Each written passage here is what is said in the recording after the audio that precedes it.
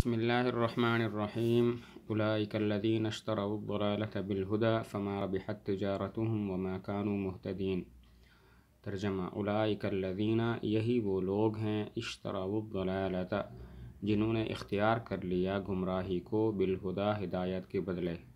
لفظی ترجمہ ہے: جنہوں نے خرید لیا گمراہی کو ہدایت کے بدلے۔ فما ربحت، پس نفع مند نہ ہوئی، تجارتهم، ان کی تجارت، وما كانوا مہتدین، اور نہ تھے وہ راہ پانے والے۔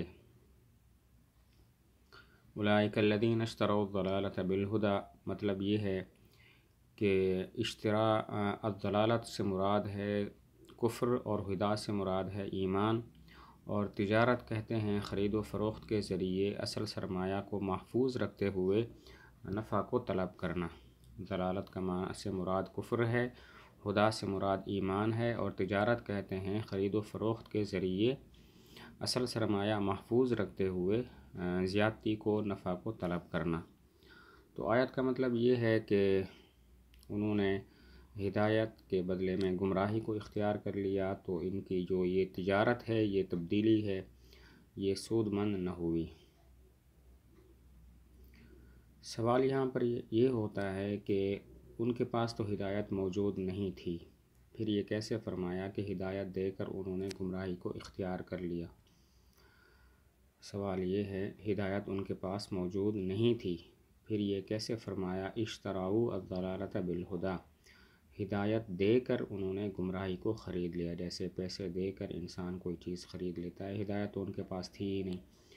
جواب یہ ہے کہ ہدیٰ سے مراد ہے ہدیٰ پر قدرت، یعنی ہدایت پر انہیں قدرت حاصل تھی، اگر غور و فکر کرتے تو وہ اسلام کو قبول کر سکتے تھے، لیکن انہوں نے یہ گوارا نہیں کیا، اور گویا کہ جو ہدایت کی ان کے پاس استعداد تھی وہ دے کر گمراہی کو انہوں نے اختیار کر لیا۔ جواب یہ ہے کہ ہدایت سے مراد ہے ہدایت پر قدرت کا ہونا، انہیں ہدایت پر قدرت حاصل تھی، اگر غور و فکر کرتے تو ہدایت حاصل کر سکتے تھے، تو انہوں نے یہی چیز دے کر گمراہی کو اختیار کر لیا۔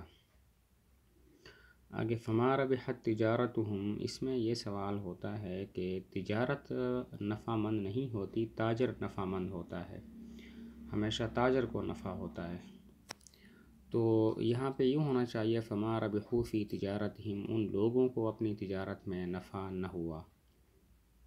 سوال یہ ہے کہ تجارت نفع مند نہیں ہوتی، تاجر نفع مند ہوتا ہے، جبکہ یہاں پر فرمایا کہ تجارت نفع مند نہیں ہوئی۔ یوں ہونا چاہیے فما ربحوا فی تجارتہم، وہ نفع مند نہ ہوئے اپنی تجارت میں۔ جواب یہ ہے کہ تجارت نفع کا سبب ہے، اسی وجہ سے تجارت کی طرف نفع کو منسوب کر دیتے ہیں۔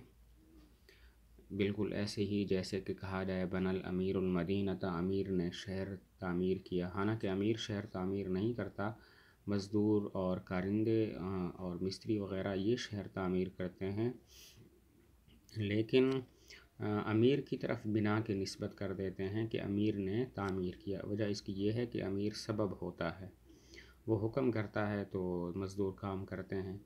تو یہاں پر بھی ایسا ہی ہے کہ تجارت سبب ہے نفع کا، تو اسی وجہ سے تجارت کی طرف نفع کی نسبت کر دی کہ ان کی تجارت نفع مند نہیں ہوئی۔ وما كانوا مہتدین، وہ راہ پانے والے نہ ہوئے۔ اس کا مطلب یہ ہے کہ تجارت سے دو چیزیں مقصود ہوتی ہیں، نمبر ایک اصل سرمایہ محفوظ رہے، اور نمبر دو نفع حاصل ہو جائے، لیکن یہاں پر ایسا نہیں ہے۔ ان کا اصل سرمایہ تھا قبول حق کی استعداد، اور اس کا نفع تھا کہ وہ اس استعداد میں کمال حاصل کرتے، لیکن ان کی حرکتوں کی وجہ سے نہ تو قبول حق کی استعداد ان میں باقی رہی، نہیں وہ کمال حاصل کر سکے۔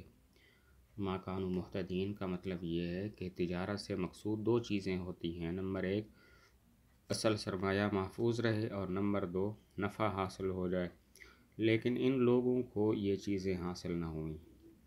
ان کے لیے اصل سرمایہ قبول حق کی استعداد تھی اور نفع کمال حاصل کرنا تھا، لیکن اپنی حرکتوں کی وجہ سے انہوں نے یہ دونوں چیزیں ضائع کر دیں۔